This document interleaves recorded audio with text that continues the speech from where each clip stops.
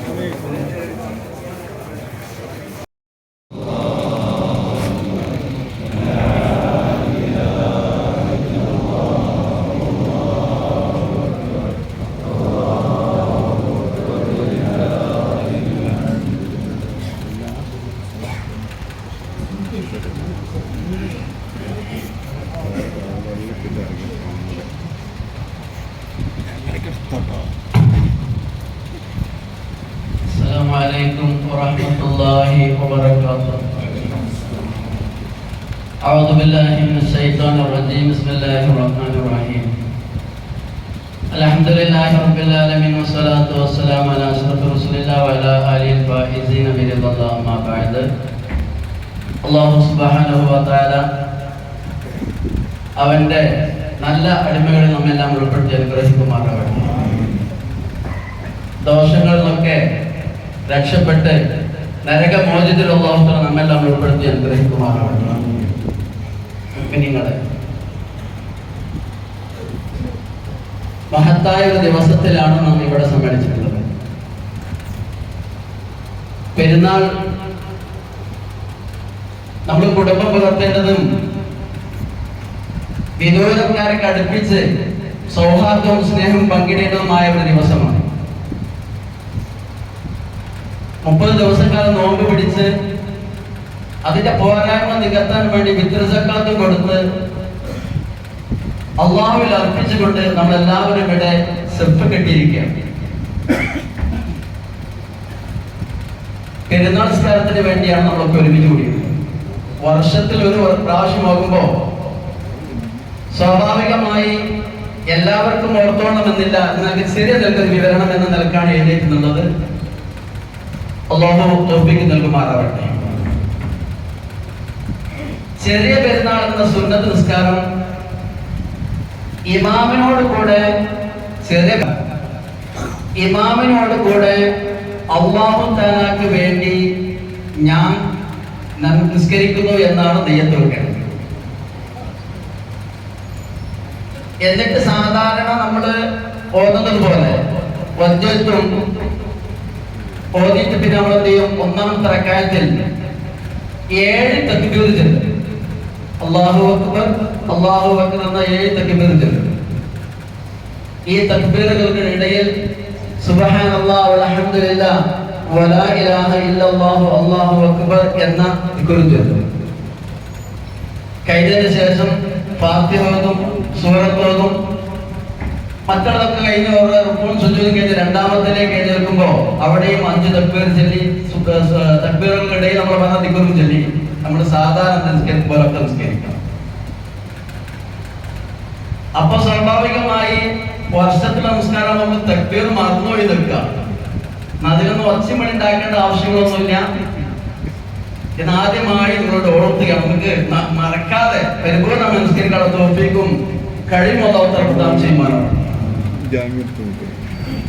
പിന്നെ നിസ്കാരം കഴിഞ്ഞ ശേഷം 2 ഖുത്ബ ഓതും. ഖുത്ബ എല്ലാവരും ശ്രദ്ധിച്ച് കേൾക്കുക. ഖുത്ബ കഴിഞ്ഞതിന് ശേഷമാണ് പള്ളിയിൽ നിന്ന് ഇറങ്ങി പോകേണ്ടത്. ഇങ്ങനെ കഞ്ചാവും മയക്കുമരുന്നും അടിക്കുമ്പോ നമ്മുടെ ജീവിതമാണ് നഷ്ടപ്പെടുന്നത് എന്ന് നിങ്ങൾ ഓർക്കണം. നമുക്ക് കുട്ടികളുണ്ട്, ഭാര്യമാരുണ്ട്, ഓർക്കണം രക്ഷിതാക്കൾ.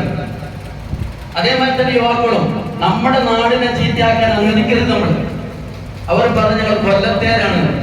അപ്പൊ കൊല്ലത്തേര് വന്നുകൊണ്ടിട്ട് ഇവിടെ എന്ത് നമ്മുടെ നാട് അലങ്കോലപ്പെടുത്താൻ ശ്രമിക്കുന്നുണ്ട്. നമ്മൾ ഒത്തൊരുമയോട് കൂടെ നമ്മൾ എന്തെങ്കിലും അത് നേരിടണം.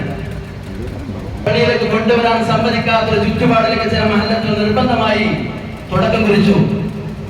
അതുകൊണ്ട് ചിലപ്പോ ഒരുപക്ഷെ ഈ തീയതിയിൽ നമ്മുടെ നാട്ടിനെ അലങ്കോലപ്പെടുത്തുന്ന രീതിയിൽ, നമ്മുടെ നാടിനെ ചീത്ത വെക്കുന്ന രീതിയിൽ ആര് പ്രവർത്തിച്ചാലും ഒരുപക്ഷെ നമുക്കും നമ്മുടെ കമ്മിറ്റിക്കാർക്ക് ചില നടപടികളൊക്കെ എടുക്കേണ്ടി വരും. പ്രത്യേകം ശ്രദ്ധിക്കണം. നമ്മുടെ നാടിനെ ഒരാളെ കൊണ്ടും ചീത്ത വെക്കാൻ നമ്മൾ അനുവദിക്കരുത്. ഒറ്റക്കെട്ടായി നമ്മൾ നേരിടേണ്ടി വരും. പക്ഷെ ഒരു ആളെ പോരുത്. ഇന്നലെ ഒരാളെ 2 ആളെ പോയപ്പോൾ തിരിച്ചടി കിട്ടി. അദ്ദേഹത്തിന് തോളിലുള്ള മുറിവൊക്കെ നമ്മൾ കാണിച്ചു. ഇങ്ങനത്തെ ഒരു അവസ്ഥ നമ്മുടെ മഹല്ലത്തിൽ ഉണ്ടാവാൻ പാടില്ല. എല്ലാവരും ഗൗരവമായിട്ട് എടുക്കണം. നമ്മളെ രക്ഷിതാക്കളെ, നിങ്ങളുടെ മക്കളെ നോക്കേണ്ടത് കടമ നിങ്ങളുടെ മുമ്പിലാണ്, നിങ്ങൾക്കാണ്. അത് ഒരേ മയക്കുമരുന്ന് അടിപ്പെട്ട ആളുകൾ മാറ്റി നിർത്തല്ല വേണ്ടത്. നേരെ പഠിച്ചവരെ കൂടെ ചേർത്തി, ഒപ്പം ചേർത്തി അവരെ മനസ്സിലാക്കിക്കൊണ്ട് നമ്മളിലേക്ക് കൊണ്ടുവരണം. പ്രത്യേകം ഗൗരവമാക്കാതിരുന്നാൽ നിങ്ങൾക്കും നിങ്ങളുടെ മക്കളും അപകടത്തിലേക്കാണ് പോകുന്നത്. കുടുംബവും നാടും അപകടത്തിലേക്കാണ് പോകുന്നത്. അള്ളാഹുവിന്റെ പരീക്ഷണം പലതരത്തിൽ നമുക്ക് വന്നുകൊണ്ടിരിക്കുകയാണ്. ഞങ്ങളുടെ അത്തരം മക്കളെ തൊട്ട് അള്ളാഹ് നമ്മളെ മക്കളെ കാത്തു രക്ഷിക്കുമാറാവട്ടെ. എന്റെ രക്ഷിതാക്കൾ പ്രത്യേകമായി ഓർക്കണമെന്ന് വീണ്ടും വീണ്ടും ഞാൻ ആവർത്തിച്ച് പറയാം. കണ്ടുകൊണ്ട് കണ്ടത് നമുക്ക് എതിർക്കപ്പെടാൻ പറ്റുന്ന കാര്യമല്ലല്ലോ. ഇവിടെയുള്ള ഒരുപക്ഷെ ഇവിടെയുള്ളവരുടെ നേതാക്കന്മാരുടെ മക്കളായിരിക്കാം, അല്ലെങ്കിൽ സാമ്പത്തികമായ നിലക്കുള്ള മക്കളായിരിക്കാം. ഏതാണെങ്കിലും പറയേണ്ട കാര്യത്തിൽ നമുക്ക് പറയാതിരിക്കാൻ നിർവാഹമില്ല. നമ്മുടെ മഹല്ലത്തിൽ നമ്മളെ ചീത്തയാക്കരുത്. ആരെല്ലാവരും നമ്മൾ കൊല്ലത്തുനിന്ന് വന്ന് ഇവിടെ ഇങ്ങനെ ഒരു പരിപാടി നടത്തുന്നെങ്കിൽ ഇവിടെ എല്ലാത്തിനും പിന്നെ സൗഹാർദ്ദമാണ്, എല്ലാത്തിനും ആരും ഒന്നും പറയില്ല എന്നല്ല അതിന്റെ അർത്ഥം. എന്തിനാണ് അത്ര ഒരു പ്രവർത്തനം നമ്മൾ നിൽക്കുന്നത്? അതുകൊണ്ട് പ്രത്യേകം എന്റെ രക്ഷിതാക്കളും യുവാക്കളും ആ വിഷയത്തിൽ പ്രത്യേകം ശ്രദ്ധിക്കണമെന്ന് ഓർമ്മപ്പെടുത്തുകയാണ്. ഈ ദിവസം ഇനിയും നമ്മൾ ജുമാക്ക് കഴിഞ്ഞാലും നിസ്കാരം കഴിഞ്ഞു പോയാലും ഇറങ്ങി പോകേണ്ട മറ്റൊരു ഹറാമിലേക്ക് ചെന്ന് ചേർന്ന ഒരു അവസ്ഥയും പ്രിയപ്പെട്ട മുഅ്മിനീങ്ങളെ ഉണ്ടാവരുത്. നിങ്ങൾ അവർക്ക് മയക്കുമരുന്നാവട്ടെ, കള്ളാവട്ടെ, കഞ്ചാവട്ടെ, പലവരുണ്ടാവും. പലതിനും നമ്മളതിൽ കൂട്ടു നിൽക്കരുത്. 11 മാസക്കാലം ചെയ്ത തെറ്റുകളൊക്കെ പുറത്ത് നമ്മൾ ഇരിക്കുകയാണ്. വന്ന് പോരായ്മകളെ വിദ്യസക്കാത്ത് കൊണ്ടിട്ടും പോരായ്മകൾ നികത്തി നമ്മൾ ഇരിക്കുകയാണ്.